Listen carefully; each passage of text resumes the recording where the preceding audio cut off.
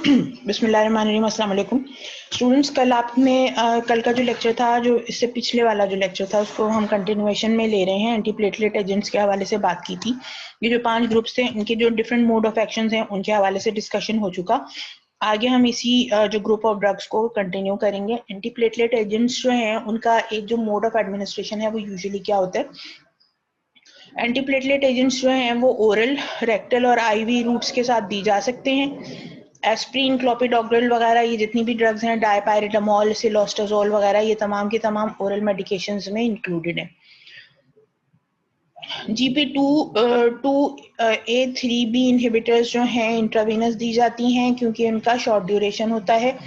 और acute coronary syndrome अगर हुआ हुआ है, या अगर आपको परक्यूटेनियस इंटरवेंशन करनी है, तब आप यूजुअली दे रहे होते हैं कॉरोनरी इंटरवेंशन में, तो इनको फिर आईवी दिया जाता है। परक्यूटेनियस कॉरोनरी इंटरवेंशन आपको याद होगा, हमने बात की थी, एंजियोग्राफी और एंजियोप्लास्टी को कहते हैं। Aspirin is available as rectal suppository if patient can not take drug orally. कोई भी अगर कोई रीजन है जिसकी वजह से पेशेंट ओरली नहीं ले सकता है, तो उसको रेक्टम में रख दिया जाएगा, जो कि डिसॉल्वेबल फॉर्म होता है, और वो वहां से अब्जॉर्ब हो जाएगी। जो एडवर्स ड्रग रिएक्शंस हैं, इनके क्या कहते हैं आपके एंटीप्लेटलेट एजेंट्स के, वो हैं, उनके हवाले से हम बात करते हैं।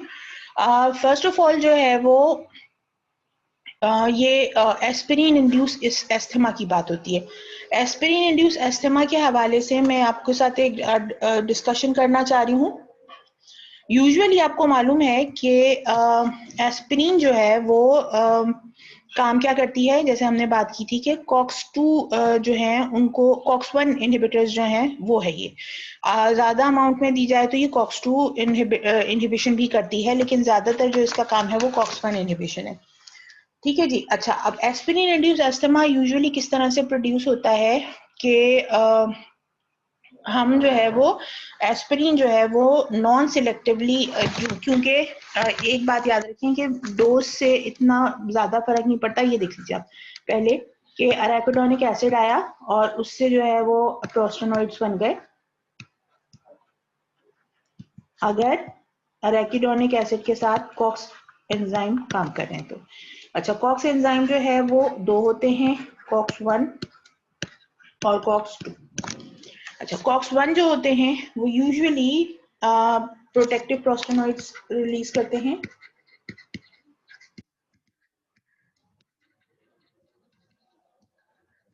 जबकि कॉक्स-2 जो है वो इन्फ्लेमेटरी मीडिएटर के थ्रू रिलीज होते हैं।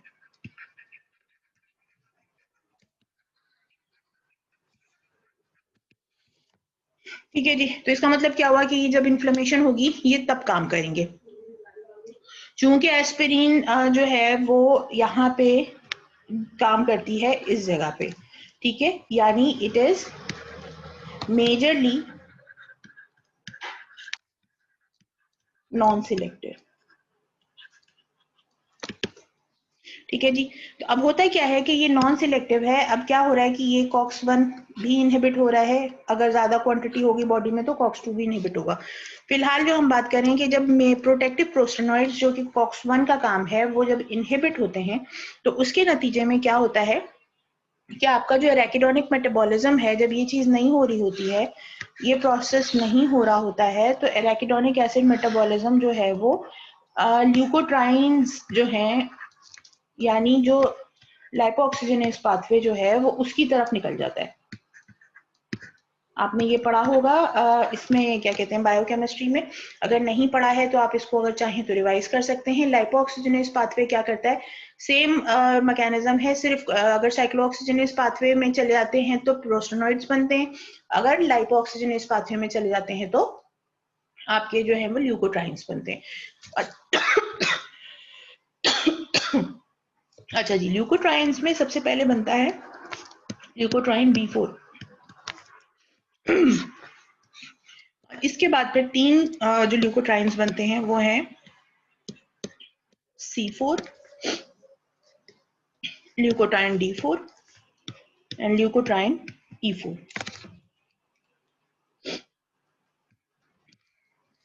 अच्छा, ये जो तीनों ल्यूकोट्राइन्स हैं, ये तीनों जो हैं ये क्या कहलाते हैं, क्योंकि इनके अंदर सिस्टीन मॉलिक्यूल मौजूद होता है, तो ये सिस्टेनाइल ल्यूकोट्राइन्स कहलाते हैं।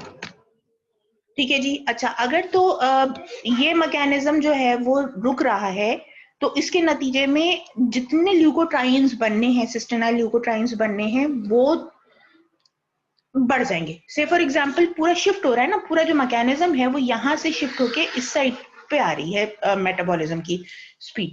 तो उसकी वजह से क्या होता है कि से फॉर एग्जांपल एक टाइम पे यहाँ पे 50% एक्टिविटी हो रही थी और यहाँ पे 50% एक्टिविटी हो रही थी। अब यहाँ पे एक्टिविटी डिक्रीज होके 0% हो गई है, तो यहाँ पर एक्टिविटी ऑब्वियसली इंक्रीज होगी। अगर चलो 100% नहीं भी हो रही है तो 65-75% इंक्रीज हो जाएगी। इसका मतलब क्या हुआ कि आपकी जो ल्यूकोट्राइन्स हैं जो पहले 50% पे बन रहे थे, अब थोड़े ज्यादा बनेंगे। अब ये क्या काम करते हैं, बेसिकली इनका काम जो है, सिस्टेनाइल ल्यूकोट्राइन्स का काम क्या है, ब्रोंको कंस्ट्रिक्शन कराना।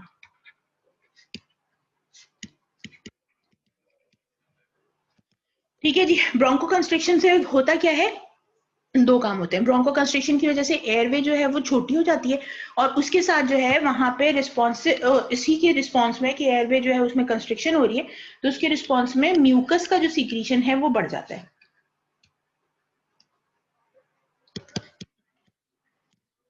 ठीक है जी। increased bronchoconstriction, increased mucus secretion will ultimately lead to the symptoms which are related to asthma। ठीक है जी। तो ये बेसिकली जो है ये कब हो रहा होता है जब आपके जो एस्पिरिन है वो अगर ज्यादा जा रही है पेशेंट को, तो एस्पिरिन इंड्यूस एस्थमा हो रहा होता है। अच्छा, इसके साथ कभी कभी ये भी होता है कि aspirin induced syndrome, respiratory syndrome कहलाता है, अगर इसके साथ इन एडिशन टू एस्थमा पहले से अगर पॉलिप्स मौजूद हैं नाक के अंदर, एक बिनाइन ट्यूमरस ग्रोथ है जो कि नोज के अंदर होती है, वाटर फिल्ड बैग्स बन जाते हैं जो नेजल कैविटी में लटक रहे होते हैं, उनको पॉलिप्स कहते हैं।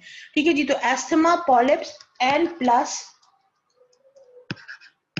Upper respiratory allergic reactions, hyper sensitivity समझ लें। अगर ये तीन चीजें बन जाती हैं तो इसको फिर आप कहते हैं एस्पिरिन इंड्यूस्ड सिंड्रोम। अगर किसी पेशेंट को एस्पिरिन के इस्तेमाल के नतीजे में ये तीन चीजें हो रही हों तो अच्छा, पॉलिप्स का क्या है कि पॉलिप्स बेसिकली पहले से मौजूद होने चाहिए, क्योंकि मैंने बहुत सर्च किया, मुझको ये नहीं मिला कि अगर किसी को पॉलिप्स नहीं है तो एस्पिरिन की यूज की वजह से पॉलिप्स होने शुरू हो गए। तो जब तक कि हमें ये कोई कॉन्क्रीट डिसीजन नहीं मिल जाता, we basically assume it that polyps are already present, लेकिन उन पॉलिप्स की ग्रोथ में इजाफा हो जाता है, उनके साइज में इजाफा हो जाता है। जबकि जो एस्मा है वो तो जैसे आपको मैंने पूरा मैकेनिज्म बता दिया, उसकी वजह से ये एस्मा होता है। और एग्जैक्टली इसी की वजह से जब बाकी जगह पे कंस्ट्रिक्शन हो रही है और सिक्रीशन बढ़ रही है, तो आपकी जो अपर रेस्पिरेटरी ट्रैक्ट हो गया लाइक नोज वगैरह, वहां पे भी सिक्रीशन बढ़ जाएगी और वहां पे भी इरिटेशन और एलर्जिक रिएक्शंस होने शुरू हो जाएंगे। तो ऑल टुगेदर जो बेसिक मैकेनिज्म है वो क्या है, metabolic shift of from cyclooxygenase pathway to the lipoxygenase pathway that ultimately lead to all these allergic conditions। ठीक है जी। अच्छा, उसके बाद पे वापस चलते हैं अपनी जो प्रीवियस वाली जो स्लाइड थी उसके ऊपर। This was first. ठीक है, नेजल पॉलिप्स के हवाले से लिखा हुआ ये मिला मुझे कि मतलब इससे बात ऐसे जाहिर हो रहा है नेजल पॉलिप्स बनते हैं एस्पिरिन के यूज से, लेकिन मुझे उसका कोई एविडेंस, मैंने काफी सर्च किया, मुझको नहीं मिला। तो इस वजह से वी कैन एटलीस्ट सस्पेक्ट के नेजल पॉलिप्स पहले से मौजूद होते होंगे, उस वक्त नहीं बनते होंगे।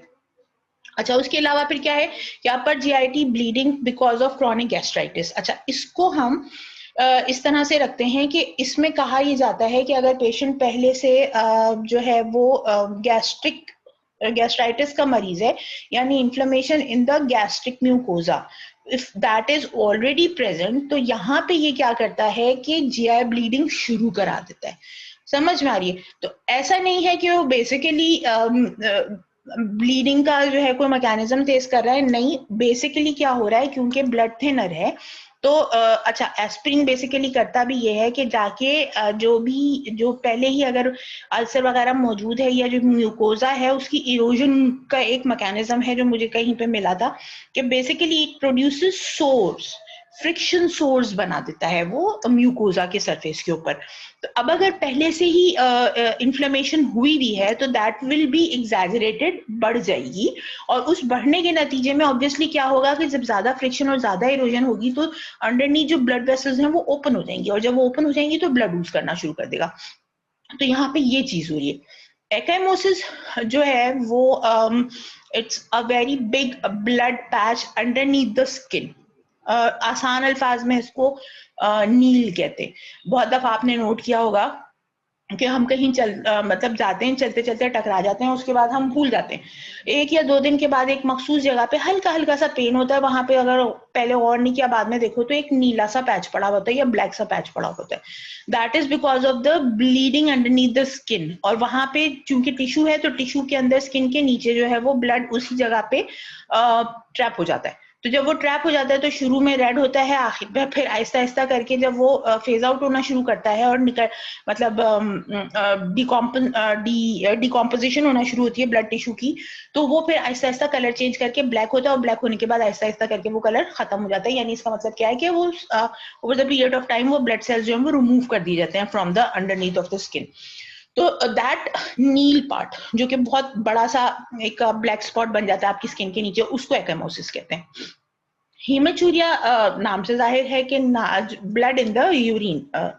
एपिस्टेक्सिस जो है वो यूजुअली जो है वो ब्लड फ्रॉम द नोज उसको कहते हैं। टीका ग्रेलोर रिलेटेड डिस्निया। टीका ग्रेलोर रिलेटेड डिस्निया जो है इसके बारे में मैं आपके साथ शेयर कर लेती हूँ थोड़ा लंबा डिस्कशन है फिर अगेन इसका। टीका ग्रेलोर इंड्यूस्ड जो हम डिस्निया की बात करते हैं वो बेसिकली क्या हो रहा है कि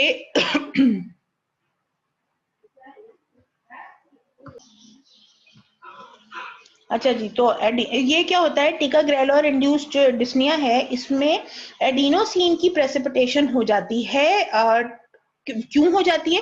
क्योंकि जो एडिनोसिन है, आपको मालूम है कि एडिनोसिन जो है वो 2 तरीकों से काम करता है। एक तो ये एटीपी का प्रीकर्सर मॉलिक्यूल है, आपको मालूम है, लेकिन इसके अलावा एडिनोसिन सेंट्रल नर्वस सिस्टम के अंदर एज न्यूरोट्रांसमीटर भी काम करता है। ठीक है जी। अच्छा होता क्या है कि जो टेका ग्रेलोर है, या इसको स्पेलिंग तो ये इसी तरह की है, टेका ग्लेरोल जो है वो क्या करता है कि एडिनोसिन की जो क्लियरेंस है फ्रॉम द बॉडी, जो रेजिडुअल एडिनोसिन एक्सक्रीट आउट होना होता है बॉडी से, उसके साथ ये compete करता है।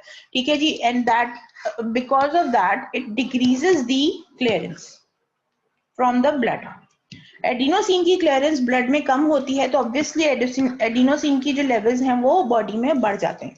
अच्छा, अब मसला क्या है कि adenosine basically as a neurotransmitter क्या करता है, सीएनएस में एज अ न्यूरोट्रांसमीटर ये करता है ये कि ये सीएनएस की एक्टिविटी को डिक्रीज करता है।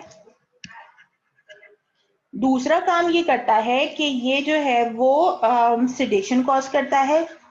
अब ऑब्वियसली बात है, आप समझ सकते हैं कि अगर सीएनएस एक्टिविटी डिक्रीज होगी तो सिडेशन तो होगी, क्योंकि हमारी जितने भी जो सीएनएस रिलैक्सेंट एजेंट्स होते हैं वो हमेशा सिडेशन कॉज कर रहे होते हैं। ठीक है जी। इसके अलावा एक और जो काम करता है वो करता है डिक्रीज मोटर एक्टिविटी।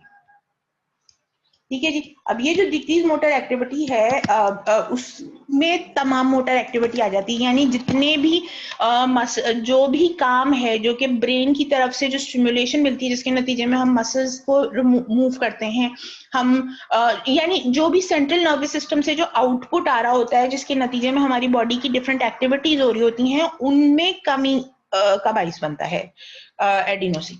अच्छा, तो उसके नतीजे में क्या होता है कि जब मोटर एक्टिविटी डिक्रीज हो रही है तो ऑब्वियस सी बात है आपका जो जो रेस्पिरेटरी मैकेनिज्म है उसकी मोटर एक्टिविटी भी डिक्रीज होगी जब ऑल टुगेदर हो रही है। तो ये क्या करता है कि रेस्पिरेशन का जो प्रोसेस होता है उसको डिक्रीज कर देता है।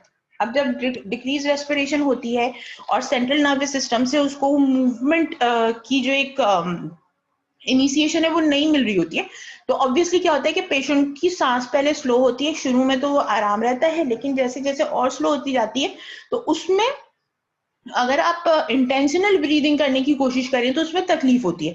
तो that difficulty of breathing while you are intentionally breathing is known as dyspnoea, यानी पेनफुल या distressed kind of breathing is known as dyspnea. तो टेकाग्लेरोल जो है वो उससे इंड्यूस होने वाला जो डिस्निया है उसके बेसिक जो पीछे बैकग्राउंड है वो एडिनोसिन की access presence in the blood leads to this kind of activity. Hopefully आपको ये बात समझ में आ गई होगी। अगर समझ में नहीं आए तो आप उसको बेशक मुझसे जो है वो उस पर पूछ सकते हैं कमेंट बॉक्स में। अच्छा जी, इसके अलावा फिर हेमरेज हो सकता है। ठीक है जी, अब हेमरेज जाहिर सी बात है, किसी भी जगह पे अगर कोई जख्म लग गया है तो उसमें हेमरेज होने के मतलब उसमें ब्लीडिंग होने के चांसेस, और चूंकि प्लेटलेट्स जो हैं वो एग्रीगेट नहीं हो पा रहे हैं, आपने एंटी प्लेटलेट एजेंट दिया हुआ है, तो वो हेमरेज यानी वो ब्लीडिंग चलती रहेगी, रुकेगा नहीं ब्लड। तो वो ऑब्वियसली जब एक जगह से किसी भी जगह से वेसल कट जाए और उसमें से ब्लड बाहर निकल के आ जाए, ऊजिंग हो जाए, तो वो हेमरेज कहलाता है। तो इसका मतलब ये हुआ कि अगर हेमरेज है और वो रुक भी नहीं रहा यानी प्रोफ्यूज हो रही है ब्लीडिंग।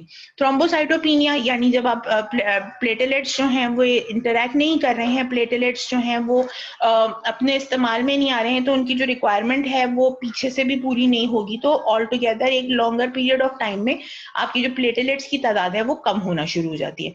जनरल ये यूजुअली कहा यह जाता है कि ये तकरीबन जो तमाम एडवर्स इफेक्ट्स हैं टेकाग्लेरोल वाला छोड़ के तकरीबन सारे के सारे जो हैं वो ऑल टुगेदर तमाम के तमाम जितने भी एंटीप्लेटलेट एजेंट्स पड़े उनके लिए जनरलाइज्ड एडवर्स इफेक्ट्स हैं। ठीक है जी, उसके बाद फिर आपके पास आता है सिलोस्टाजोल। एक ये ड्रग है जो कि सिलोस्टाजोल, यहाँ पे आप देख सकते हैं ये लिखा हुआ है। इसके स्पेसिफिक जो एडवर्स इफेक्ट्स हैं उसमें headache, nausea, diarrhoea, pain, infection, upper respiratory symptoms हैं यानी रेस्पिरेटरी ट्रबल है, palpitation, arrhythmias and peripheral oedema भी हो सकता है, यानी ये थोड़ी सी और एडवांस्ड एडवर्स इफेक्ट्स भी शो करिए। कॉन्ट्राइंडिकेशंस के हवाले से जब हम बात करते हैं तो ये ड्रग किन किन कंडीशंस में नहीं देनी चाहिए। तो सबसे इंपॉर्टेंट जो चीज है वो है oesophageal varices. Oesophageal varices basically क्या है कि आपका जो इसको मैं आपके साथ शेयर कर लेती हूँ थोड़ा सा।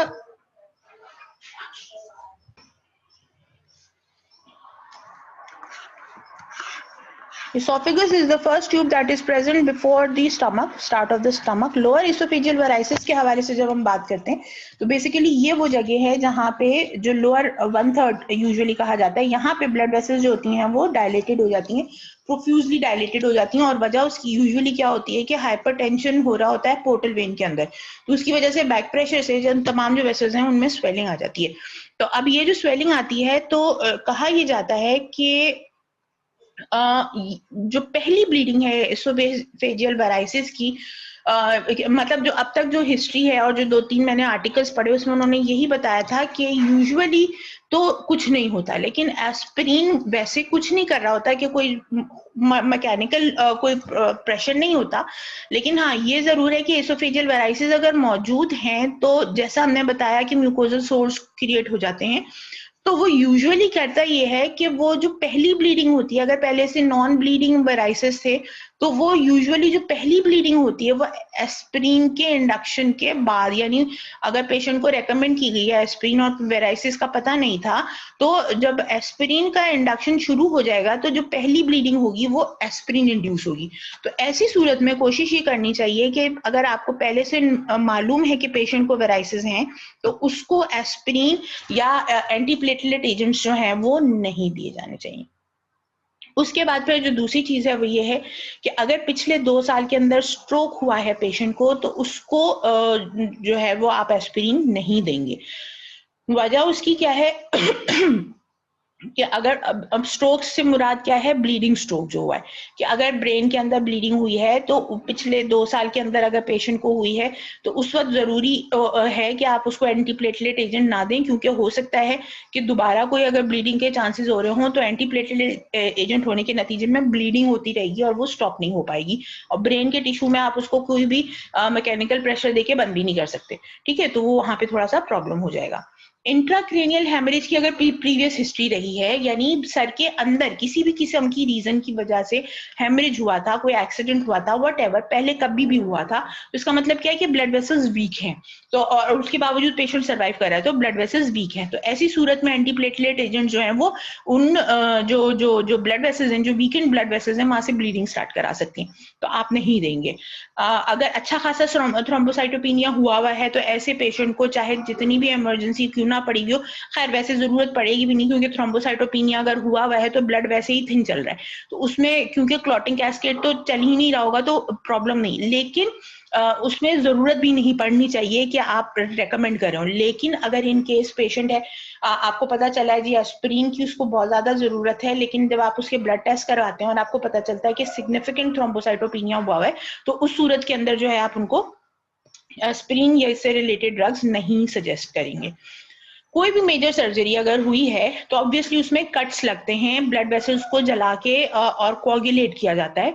अगर अगले नेक्स्ट जो 72 आवर्स होते हैं, यानी 3 डेज, 3 ऑलमोस्ट डेज जो होते हैं, उनमें कोशिश ये करनी चाहिए, 3 या 4 डेज का है, उसमें कोशिश ये करनी चाहिए कि पेशेंट को जो है वो एंटीप्लेटलेट एजेंट्स ना दिए जाए, क्योंकि उस टाइम पे उनकी जो ब्लड वेसल्स होती हैं वो नई ग्रो कर रही होती हैं, क्योंकि आपने जहां पे कट लगा दिया वहां से फिर कोलैटरल ब्लड वेसल्स ग्रो करती हैं दोनों साइड से around the cut off the surgery, और फिर वहां पे वो जो पूरा जो सर्जिकल जो वुंड होता है उसके अंदर ब्लड वेसल्स का जो रीग्रोथ होती है। अब उसमें क्योंकि वो हल्की डेलिकेट वेसल्स होती हैं, उस टाइम पे अगर आपने एंटीप्लेटलेट दे दिया तो वहां पे ब्लीडिंग हो सकती है, और वो आपका जो वूंड है उसके लिए खराब हो सकता है। तो अच्छा, अब मजे की बात यह है कि आपका वूंड सर्जरी हुई है, डीप डाउन की सर्जरी हुई है, वूंड आपको सिर्फ ऊपर स्किन का दिख रहा है, बाकी जो नीचे जो जितने भी वूंड्स हैं वो आपके हाथ में नहीं है किसी सूरत से भी, तो वहां पे ये एक खासा तकलीफ दे अमल हो सकता है अगर क्योंकि अंदर ब्लीडिंग हो गई तो आपको फिर अगेन सर्जरी ही करनी पड़ेगी, वो जो कि बहुत पेशेंट के लिए प्रॉब्लमेटिक हो सकती है। अगर किसी पेशेंट के बारे में मालूम है कि उसको हाइपर सेंसिटिविटी हुई है, उसको एस्थमा हो जाता है, या उसको इसी तरह की कोई भी चीज है लाइक डिस्निया की कंडीशन है, पेशेंट ऑलरेडी डिस्निक है, तो अगर ऐसी मेडिसिन जो कि रेस्पिरेटरी ट्रबल कॉज कर रही हैं उनको बहुत सोच समझ के और अंडर ऑब्जर्वेशन रख के देना जरूरी है। अक्यूट क्लिनिकली सिग्निफिकेंट ब्लीडिंग अगर हुई है पेशेंट को, हम बात कर सकते हैं लाइक पोस्टमार्टम हो गया, यानी बच्चे की पैदाइश के बाद हो गया, मेंस्ट्रुअल ब्लीडिंग हो गई है, या कोई मेजर कट लग गया था बॉडी पे, या कोई एक्सीडेंट हुआ है, ऐसी तमाम चीजें जिसमें ओपन ब्लीडिंग हुई है, या किसी का पता चलता है कि जिसको जीआई ब्लीडिंग हो गई है, उसके स्टूल्स डार्क आ रहे हैं या रेड आ रहे हैं, ऐसी सूरत में आपने एंटीप्लेटलेट एजेंट्स नहीं देने। हीमोडायलिसिस का पेशेंट है, ठीक है जी, हीमोडायलिसिस के पेशेंट में उसके ब्लड से जो है वो बाकायदा बाईपास बनाया हुआ होता है, और वहीं से उसकी ब्लड की जो है वो बाकायदा से फिल्ट्रेशन हो रही होती है थ्रू दी डायलिसिस मशीन, तो ऑब्वियसली ये बहुत ही खतरनाक चीज होती है, पेशेंट काफी वीक होता है ऑलरेडी, उस कंडीशन में कॉन्ट्राइंडिकेटेड है अगर बिल्कुल एंड स्टेज रीनल डिजीज के अंदर डायलिसिस चल रहा है पेशेंट का। तो डिकॉम्पनसेटेड लिवर सिरोसिस हुआ है, लिवर से बिल्कुल एंड पर चला गया है, शदीद किस्म की पोर्टल हाइपरटेंशन होगी, पूरे जीआईटी के जितने भी ब्लड वेसल्स होंगे वो वराइसियल कंडीशन में होंगे, लाइक एसोफेगस भी और बाकी जगहों पे भी, तो ऑब्वियसली वहां से फिर जो है वो ब्लीडिंग होने के चांसेस बढ़ जाएंगे due to the local erosion of the vessels.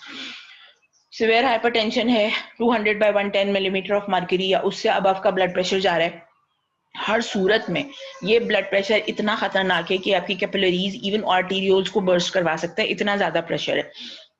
अब उसके अंदर अगर आपने ब्लड थिनर भी दे दिया तो कहानी खत्म हो जाएगी, कि ऑब्वियस सी बात है कि अगर ब्लीडिंग हो भी रही है तो वो ऑटोमेटिक अपना जो प्लेटलेट जो है वो प्लग बना के उस ब्लीडिंग को रोक सकता है, आपने एंटी प्लेटलेट दिए हुए हैं वो तो ब्लीडिंग ही चलती रहेगी, तो वो लाइफ थ्रेटनिंग सिचुएशन हो सकती है। कंजेस्टिव हार्ट फेलियर में भी यूजुअली, अच्छा सिलोस्टाजोल जो है वो कंजेस्टिव हार्ट फेलियर में नहीं दी जाएगी, बाकी की ड्रग्स दी जा सकती हैं, क्योंकि मेरे सामने अभी 2-3 पेशेंट्स हैं जिनको चल रही है, लेकिन हाँ सिलोस्टाजोल नहीं दी जाएगी उनको। ये जरूर देख लेना है कि ब्लीडिंग असेसमेंट, जैसे मैंने आपको बताया था, ब्लीडिंग रिस्क का एक पूरा चार्ट है, उसका जो पूरा एनालिसिस का तरीका मैंने आपको लास्ट 1-2 वीडियोस में दिखाया था, वो जरूर चेक कर लीजिएगा कि उससे bleeding risk, age, renal functions हैं या नहीं है, ये बहुत इंपॉर्टेंट चीजें हैं जिनको आपको देखना जरूरी है। रिस्क बेनिफिट एनालिसिस जरूर कर लें कि अगर तो आपके एंटीप्लेटलेट मतलब पेशेंट को अगर ब्लीडिंग टेंडेंसीज ज्यादा हैं और उसको हार्ट का भी इशू है, तो अब आप देख लें कि ब्लीडिंग टेंडेंसी से बंदा ज्यादा मरेगा या हार्ट में ऑल्टरनेटिव्स देके आप जो है वो पेशेंट के हार्ट को सर्वाइव करवा सकते हैं। सो ये तमाम चीजें देखनी बहुत जरूरी है। किसी टाइम पे अगर बहुत ज्यादा जरूरत है, लाइक आपको स्टेंटिंग के टाइम पे चाहिए या स्टेंट डल गया, तो उसको हर सूरत में पेटेंट रखने के लिए आपको ड्रग देनी है, तो आपको हर सूरत में ये चेक करना होगा कि आप कौन सी सेफेस्ट ड्रग जो है वो पेशेंट को दे सकते हैं। कार्डिक सर्जरीज के दरमियान में कौन कौन सी चीजें चल सकती हैं वो भी देखना जरूरी होगा। ठीक है जी। अच्छा, इसके बाद फिर एडवर्स, सॉरी मैं पीछे चली गई हूँ, कॉन्ट्राइंडिकेशंस हो गए हैं।